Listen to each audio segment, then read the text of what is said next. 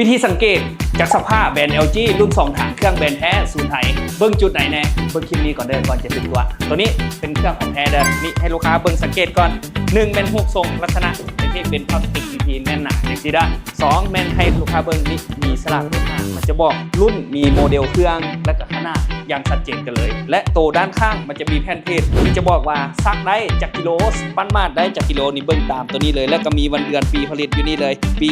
2025 เดือน10ตัวนี้ตัวใหม่ล่าสุดกันเลยและอีกจุดหนึ่งคืออยู่ทางข้างกล้องมันจะบอกโมเดลเครื่องติดข้างๆมันจะบอกว่าตัวนี้เป็นรุ่นอย่างรหัสเครื่องยกตัวอย่างเช่นตัวนี้จะเป็นรุ่น TT 18 NA PG มันทางนอกมันติดอย่างที่ใช้ทางในมันก็ติดเส้นเดียวกันได้สำหรับตัวนี้จะเป็นขนาด18กิโลเป็นรุ่นใหญ่ที่สุดใหญ่กว่านี้แมนโบมีแล้วได้สำหรับแบรนด์ LG ของแท้แมนใหญ่ที่สุด18กิโลมีแต่รุ่นเดียวท็อปที่สุดละใหญ่ที่สุดราคาเพียงแต่5,300,000 กีบเท่านั้นได้ราคาโปรโมชั่นจำให้เพียง3เครื่องเท่านั้นขอบใจ